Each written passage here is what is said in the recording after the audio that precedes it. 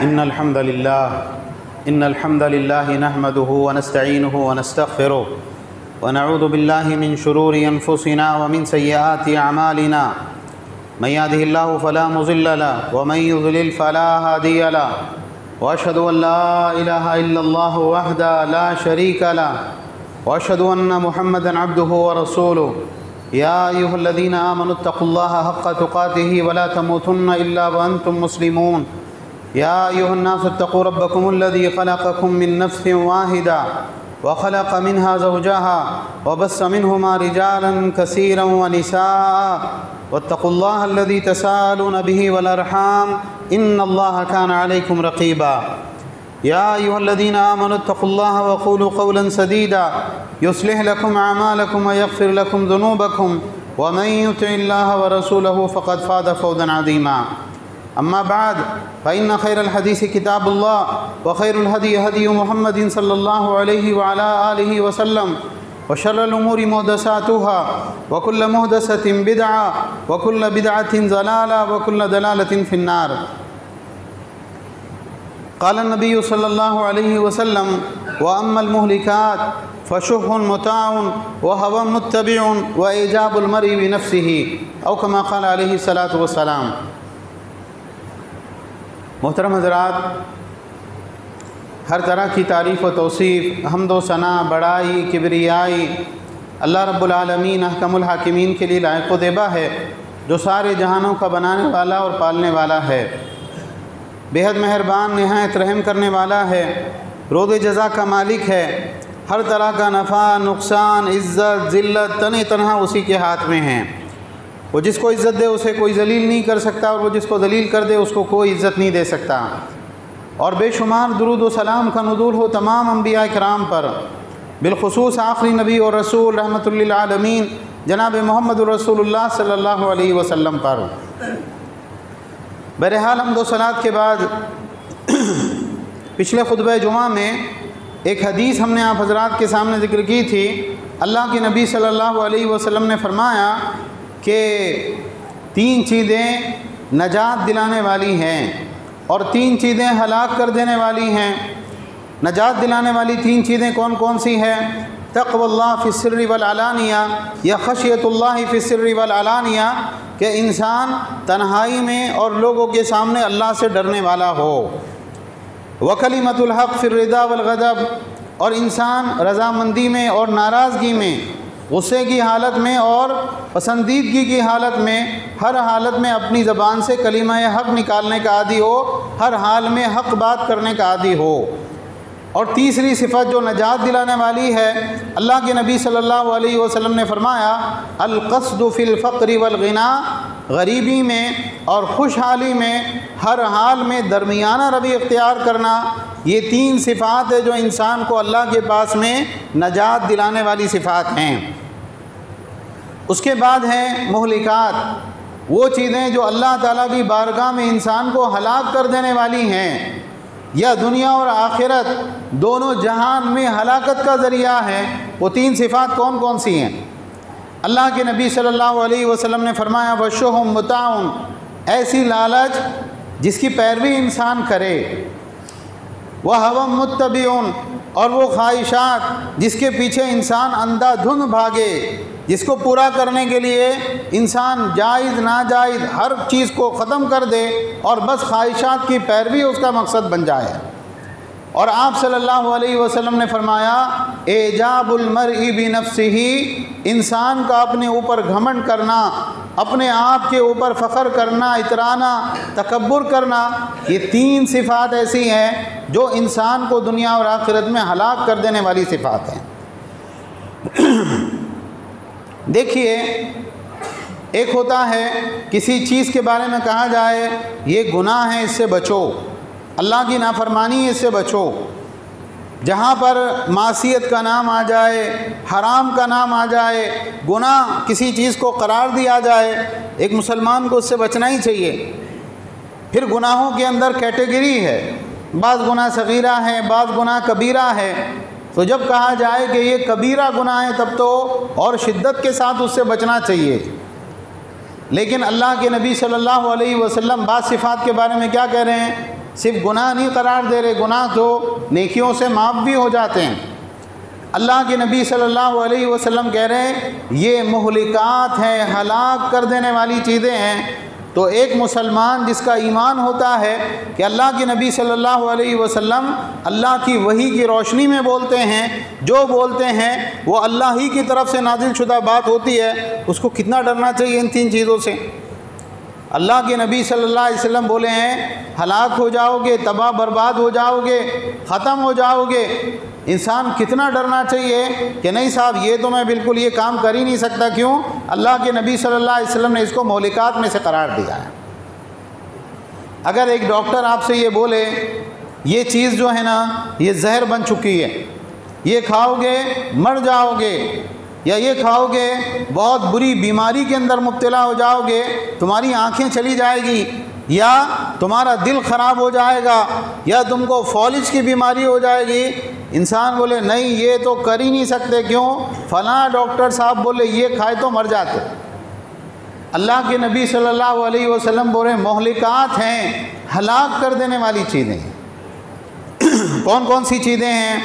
اللہ کے نبی صلی اللہ علیہ وسلم نے فرمایا شُحٌ مُطَاعٌ، شُح کی صفت جس کی پیروی کی جائے۔ شُح کے معنی کیا ہوتے ہیں؟ ایک ہوتا ہے بخل، کنجوسی، ایک انسان بالکل جو ہے پیسے کو دانتوں سے پکڑ کے رکھتا ہے، اللہ کی راہ میں خرچ نہیں کرتا، زکوٰۃ نہیں ادا کرتا، صدقہ نہیں کرتا، جو جائز اور واجب حقوق ہے وہ ادا نہیں کرتا، اس کو بولتے ہیں بخل اور کنجوسی۔ لیکن شُح کا لفظ جو استعمال ہوتا ہے عربی زبان میں یہ بخل سے بھی اوپر کا درجہ ہے۔ شُح کے معنی کیا ہوتے ہیں؟ بعض صحابہ سے شُح کی تعریف منقول ہے۔ شُح کے معنی ہوتے ہیں ایک انسان بخیل بھی ہو حد درجے میں، اور حد درجے میں لالچی ہو، اپنا مال تو کسی کو دینا نہیں ہے، اور جو مال کسی کے پاس میں نظر آئے، بھائی کے پاس میں، بہن کے پاس میں، دوست کے پاس میں، رشتہ دار کے پاس میں، تعلق رکھنے والے کے پاس میں، انسان کے اندر شدید لالچ ہو مال کی کہ کسی طرح سے ہیلے اور بہانے سے وہ مال بھی میں اپنے قبضے میں لے لوں، اس کو عربی زبان میں کہا جاتا ہے شُح، اور ایسے آدمی کو کہا جاتا ہے شہید۔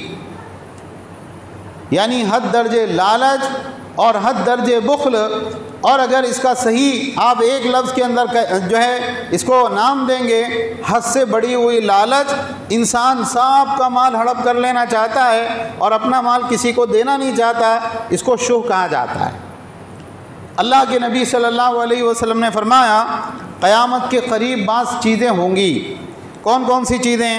آپ نے فرمایا تقارب الزمان، زمانہ قریب آ جائے گا، مانی ایک جمعہ گیا کہ نہیں کہ دوسرا جمعہ آیا، رمضان گیا کہ نہیں، ارے اب بھی تو گیا رمضان، واپس رمضان سر پہ آ گیا، تو انسان کے وقت میں سے برکت اڑ جائے گی، زمانہ قریب ہو جائے گا۔ آج ہم اپنی آنکھوں سے دیکھ رہے کہ نہیں دیکھ رہے؟ بالکل دیکھ رہے ہیں۔ اور آپ صلی اللہ علیہ وسلم نے فرمایا وَيَنْقُضُ الْعَمَلِ، عمل میں بہت کمی ہو جائے گی۔ ہم دیکھ رہے ہیں لوگ فرض نماز پڑھنے کے لیے بھی تیار نہیں ہیں۔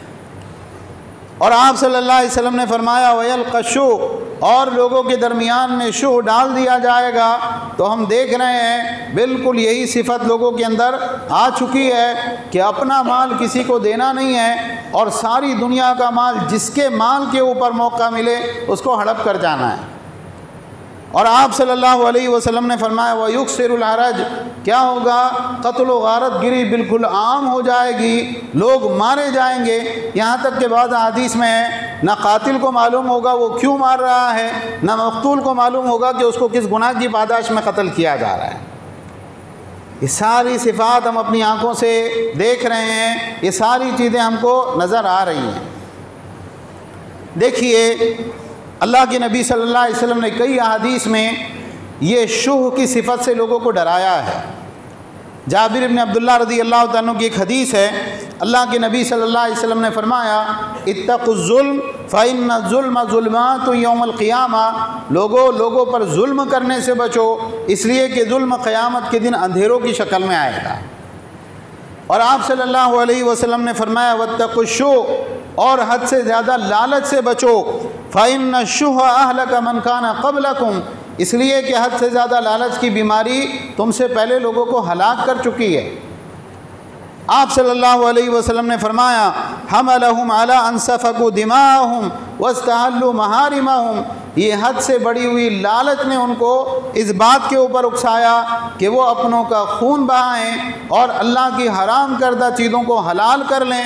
اس کا نتیجہ یہ ہوا کہ وہ دنیا میں ہلاک اور برباد ہو گئے۔ اس حدیث کو امام مسلم نے اپنی صحیح میں ذکر کیا ہے۔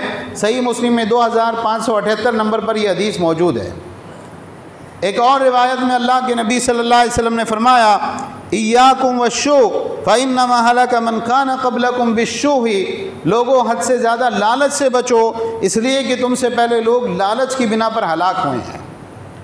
آپ صلی اللہ علیہ وسلم نے فرمایا امرہم بالبخل فبخلوا، اس لالچ نے ان کو اکسایا کہ وہ کنجوسی کریں، کسی کو اپنا مال نہ دیں، تو انہوں نے کیا کیا؟ انہوں نے بخل اور کنجوسی کی صفت کو اختیار کیا۔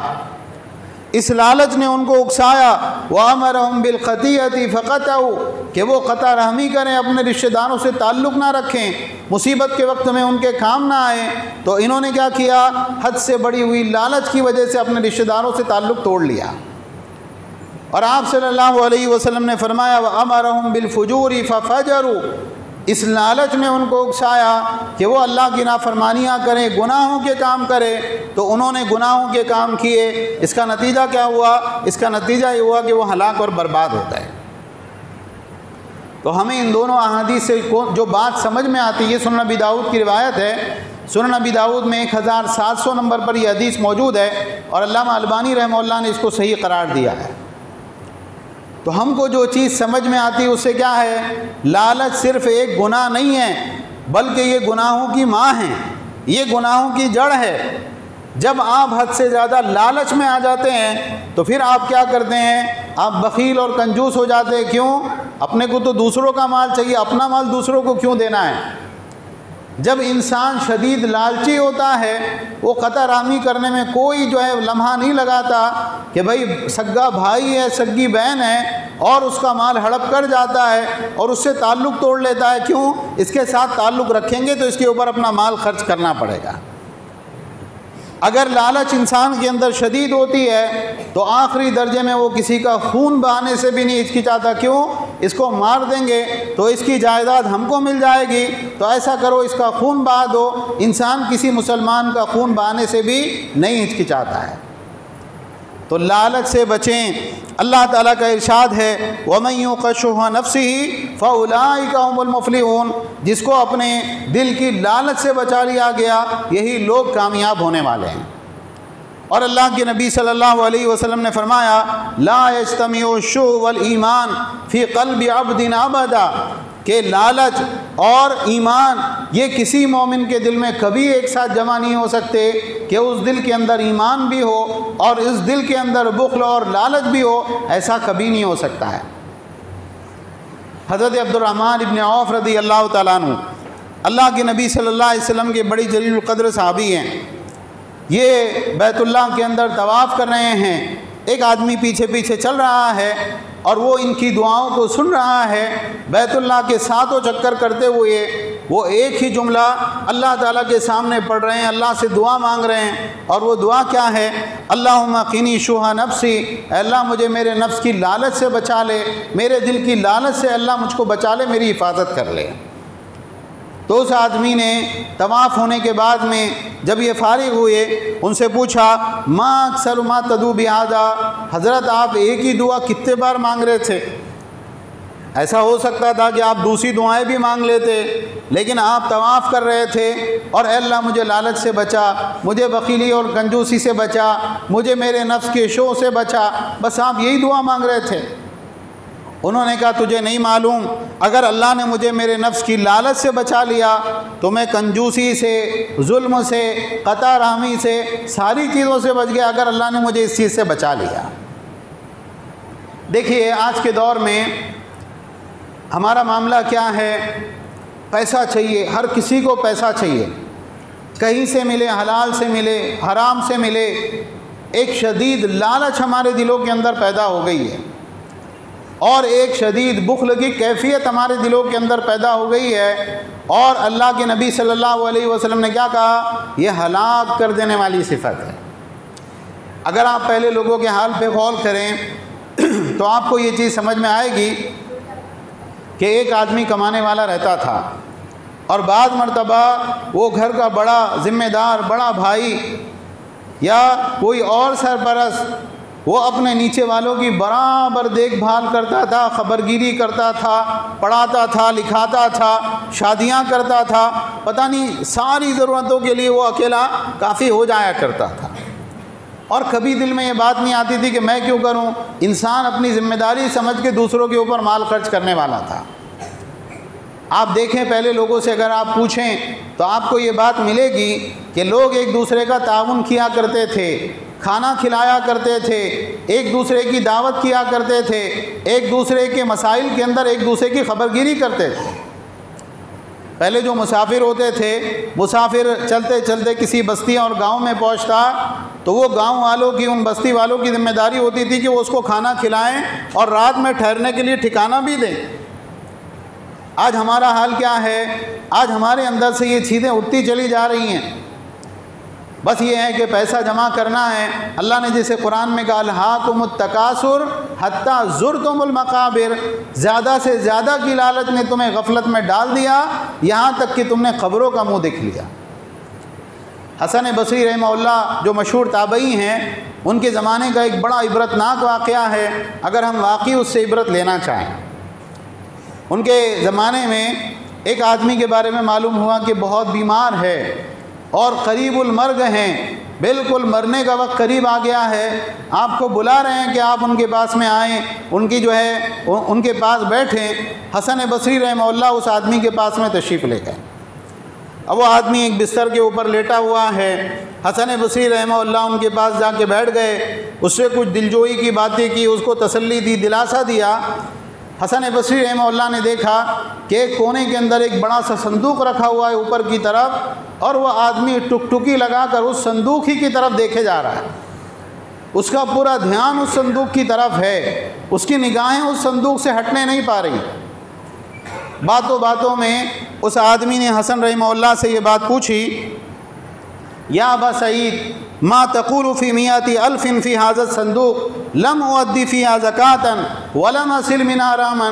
اے ابو سعید، آپ اس صندوق کے بارے میں کیا فرماتے ہیں؟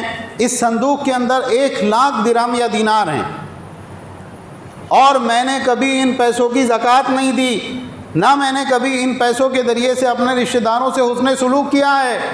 1,00,000 روپے اس صندوق کے اندر رکھے ہوئے اور اب میں مرنے والا ہوں، نہ کبھی زکوٰۃ دی، نہ صدقہ کیا، نہ رشتہ داروں کے کوئی کام آیا، بس وہ پیسے اس صندوق کے اندر رکھے ہوئے جمع ہیں۔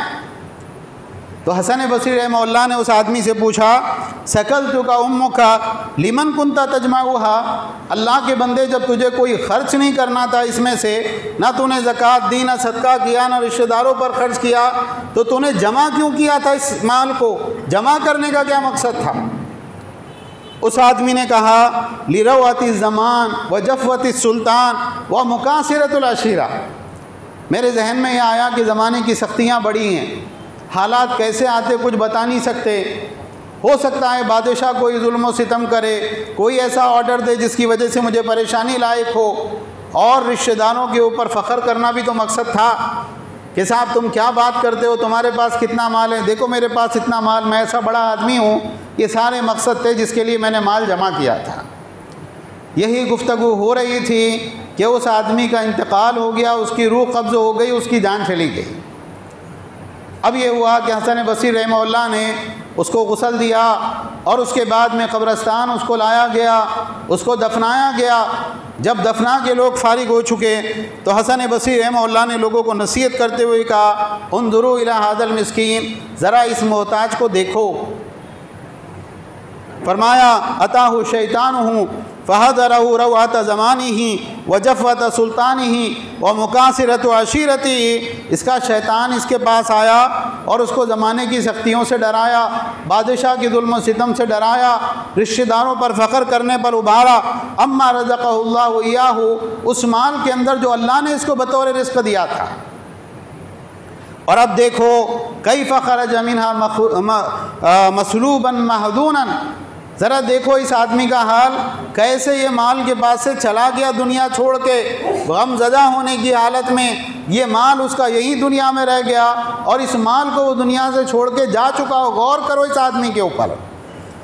اور اس کے بعد میں وہ اس کے ورثاء کی طرف جو ہے حسن بصری رحمہ اللہ متوجہ ہوئے اور کہا ایھا الوارث لا تخدعنا کما خدع سویہبک بالامس اتاک ھذا المال حلالا فلا یکونن علیک وبالا، کہ اے وارث دیکھو ایسے دھوکے میں مت آ جانا جیسے تمہارے صاحب دھوکے میں آ گئے تھے کل گزشتہ میں، اور کہا کہ دیکھو یہ مال تم کو حلال طریقے سے حاصل ہوا ہے، خبردار اس مال کو اپنے لیے وبال مت بنانا۔ وارثوں کے لیے تو وہ مال حلال تھا، ان کو میراث کے طور پہ حاصل ہوا تھا، لیکن اگر تم ایسا کرو گے یہ مال تمہارے لیے بھی وبال بن جائے گا۔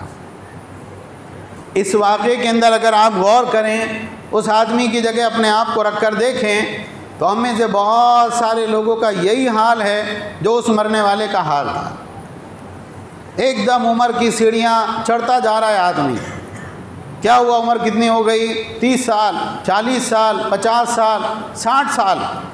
اچھا کیا مصروفیت ہے، اب تو بال سفید ہو گئے، بیماریاں ساتھ میں آ گئی، اور دن بدن جو ساتھ والے ہیں وہ دنیا چھوڑ کے جا رہے ہیں۔ آج میرا دوست گیا، آج میرا بھائی گیا، آج فلاں بہن گئی، ہم ان کے ساتھ میں تھے، ان کے ساتھ اسکول پڑھتے تھے، ان کے ساتھ میں کالج جاتے تھے، ان کے ساتھ میں ہم نے کاروبار شروع کیا تھا، نوکری کی تھی تو ہم دونوں ساتھ میں ایک دفتر میں کام کرتے تھے، یہ بھی گیا وہ بھی گیا وہ بھی گیا۔ لیکن انسان یہ نہیں سوچتا کہ یہ سب گئے تو میں کہاں ہوں، مجھے بھی جانا ہے۔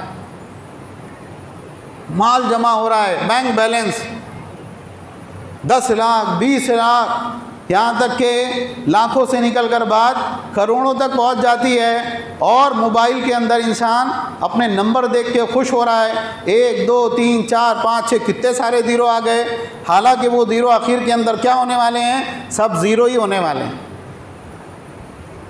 ہے نا؟ آپ بتائیے انسان قبر میں لے کے کیا جاتا ہے؟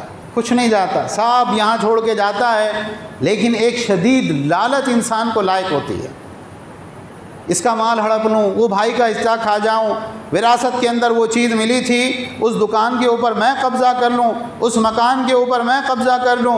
ایک شدید لالچ ہوتی ہے، انسان کو بڑے سے بڑے گناہ کے اوپر ابھارتی ہے، اور انسان دنیا سے کس حال میں جاتا ہے، سب مال یہیں رہ جاتا ہے، انسان خالی ہاتھ اللہ کی بارگاہ میں حاضر ہو جاتا ہے۔ اس مال کا کوئی فائدہ تو اس کو نہیں ملا، لیکن یہ سارے کے سارے مال کا حساب دینا اللہ کے پاس میں اس کے لیے لازم ہے۔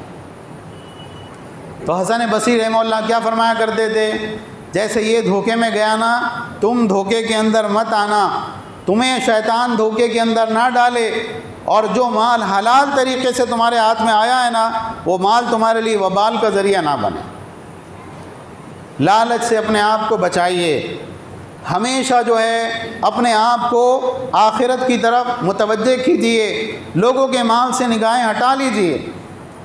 ایک صاحب آئے اللہ کے نبی صلی اللہ علیہ وسلم کے پاس میں اور کہا اللہ کے نبی مجھے کوئی ایسا عمل بتائیے کہ میں اللہ کی نگاہوں کے اندر بھی بہت محبوب ہو جاؤں، اللہ مجھ سے محبت کرنے لگے، اور لوگوں کی نگاہوں کے اندر بھی میں محبوب ہو جاؤں، لوگ بھی مجھ سے بہت محبت کرنے لگیں، ایسی کوئی چیز آپ مجھے بتا دیجیے۔ اللہ کے نبی صلی اللہ علیہ وسلم نے کیا فرمایا، ازہد فی الدنیا یحبک اللہ، دنیا میں زہد اختیار کرو، بے رغبتی اختیار کرو دنیا سے، آخرت کی فکر کرو، آخرت کے اعمال کرو، دنیا میں بے رغبت ہو جاؤ، اللہ تم سے محبت کرنے لگے گا۔ وازہد فیما ایدی الناس یحبک الناس، اور لوگوں کے ہاتھوں میں جو مال ہے نا اس سے تم بے رغبت ہو جاؤ، لوگ بھی تم سے محبت کرنے لگیں گے۔ تو ہمیشہ اس بات کو یاد رکھیں، اللہ کے نبی صلی اللہ علیہ وسلم نے کیا فرمایا کہ ہلاک کر دینے والی چیز کیا ہے؟ آپ صلی اللہ علیہ وسلم نے فرمایا شح مطاع، ایسا بخل اور ایسی لالچ جس کی پیروی انسان کرنے لگے، جو لالچ کے اوپر انسان عمل کرنے لگے، یہ چیز انسان کو ہلاک کر دیتی ہے۔ اچھا اگر انسان پیروی نہ کرے، دل میں کنجوسی ہے، لیکن انسان برابر حلال چیزوں میں اپنا مال خرچ کر رہا ہے، لوگوں کے اوپر صدقہ کر رہا ہے، زکوٰۃ دے رہا ہے، اگرچہ اس کے دل میں بڑی تکلیف ہوتی ہے، اس کا دل گوارا نہیں کرتا، ایسے آدمی کو اللہ کے پاس میں اجر ملے گا۔ کہ بھئی دل نہیں چاہ رہا تھا، اس کی طبیعت ایسی نہیں تھی، لیکن اس نے اپنی طبیعت پر جبر کر کے اپنا مال اللہ کی راہ میں خرچ کیا۔ دل کے اندر لوگوں کے مال کی شدید رغبت ہے، لیکن کسی کے مال کے اوپر قبضہ نہیں جمایا، ایسا آدمی اللہ تعالیٰ کے پاس میں ماجور ہوگا۔ ایک آخری بات ہے انشاءاللہ، اس کے بعد ہم اپنی بات ختم کریں گے۔ ہم اس لالچ سے، اس بخل سے، اس شدید لالچ کی کیفیت سے کیسے نکل سکتے ہیں؟ کیا ہو کہ ہم یہ لالچ سے جو ہے نکل جائیں؟ اگر آپ اللہ کے نبی صلی اللہ علیہ وسلم کی سیرت پہ غور کریں تو اللہ کے نبی صلی اللہ علیہ وسلم نے بیمار کی عادت کی ترغیب دی ہے، اور اللہ کے نبی صلی اللہ علیہ وسلم نے جنازوں کے ساتھ جانے کی ترغیب دی ہے، اور اللہ کے نبی صلی اللہ علیہ وسلم نے قبروں کی زیارت کی ترغیب دی ہے کہ تم بار بار جاؤ قبرستان، قبروں کی زیارت کرو۔ آپ صلی اللہ علیہ وسلم نے فرمایا کہ میں نے تمہیں قبروں کی زیارت کرنے سے منع کیا تھا، لیکن اب میں تمہیں قبروں کی زیارت کی اجازت دیتا ہوں، اس لیے کہ اس سے آخرت یاد آتی ہے تو تم قبرستان جا سکتے ہو۔ اللہ کے نبی صلی اللہ علیہ وسلم کا معمول کیا تھا، اور آپ کے صحابہ کا، خلفائے راشدین کا، جنازے میں آپ بالکل ریگولر حاضر ہوتے تھے، چاہے وہ کسی کا جنازہ ہو، کوئی مسلمان کا جنازہ، اللہ کے نبی صلی اللہ علیہ وسلم اس میں موجود ہوتے۔ اور آپ صلی اللہ علیہ وسلم صرف جنازے کے وقت میں نہیں، عام حالات میں بھی اکیلے قبرستان میں جا کے بیٹھتے، کبھی رات میں جا کے بیٹھتے۔ بعض مرتبہ انسان کو بڑا ڈر لگتا رات کے ٹائم میں قبرستان، حالانکہ کیا ہے، وہ سب مر چکے ہیں، قبر کے اندر ہے، اب وہ قبر سے باہر آ کے آپ کو پکڑنے والے نہیں۔ بقیع غرقد میں بارہا ایسا ہوتا، آپ آدھی رات کو اٹھ کے قبرستان چلے جاتے۔ آدھی رات کو قبرستان جانا کیا مسئلہ ہے؟ یہ امت کو تعلیم ہے کہ تم جاؤ قبرستان، بار بار جاؤ، دیکھو، اور ان حالات میں غور کرو۔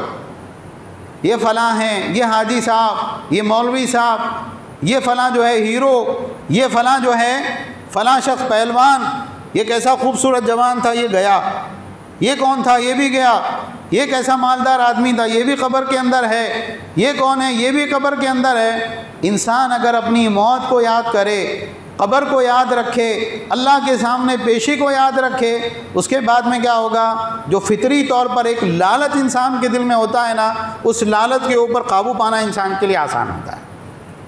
بھائی کتنا بھی میں نے جمع کر لیا تو جانا کہاں ہے؟ قبرستان میں جانا ہے، اور وہ یہ سب یہاں رہ جانے والا ہے، میں قبر کے اندر اکیلا اترنے والا ہوں اعمال کے ساتھ میں۔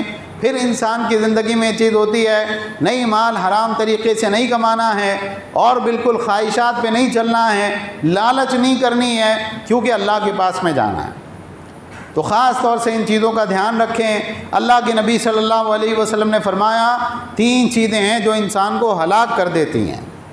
ایک کیا ہے؟ شح متاع، وہ بخل اور لالچ، انسان جس کی پیروی کرنے لگے، جس پر عمل کرنے لگے۔ وہ ہوا متبعن، اور ناجائز خواہشات، جس کے پیچھے پیچھے انسان بھاگے، جن خواہشات کو ہر طریقے سے وہ پورا کرنا چاہے۔ وَإِيجَابُ الْمَرِءِ بِنَفْسِهِ، اور انسان کا اپنے اوپر گھمنڈ اور غرور کرنا، یہ چیزیں انسان کو ہلاک اور برباد کر دینے والی چیزیں ہیں۔ اللہ تعالیٰ سے دعا ہے اللہ تعالیٰ ہم تمام کی ان صفات سے حفاظت فرمائیں، ہم تمام کو سچی پکی توبہ کی توفیق عطا فرمائیں۔ ساری دنیا کے اندر جہاں جہاں مسلمان پریشان حال ہیں، اے اللہ ان کی پریشانیوں کو دور فرما۔ جو مسلمان مقروض ہیں اللہ ان کے قرضے ادا فرما، جو مسلمان بے روزگار ہیں اللہ ان کو حلال طیب روزگار عطا فرما، جو مسلمان بے گھر ہیں اللہ ان کو مناسب وطن اور مناسب ٹھکانہ عطا فرما، جو مسلمان نکاح کے خواہش مند ہیں اللہ ان کو مناسب جوڑا عطا فرما، جو بے اولاد ہیں اللہ ان کو نیک صالح اولاد عطا فرما۔ جب تک زندہ رکھ اسلام اور ایمان پر زندہ رکھ، اور اسلام اور ایمان ہی کی حالت میں ہم کو وفات عطا فرما۔ آمین۔ وآخر دعوانا ان الحمد للہ رب العالمین۔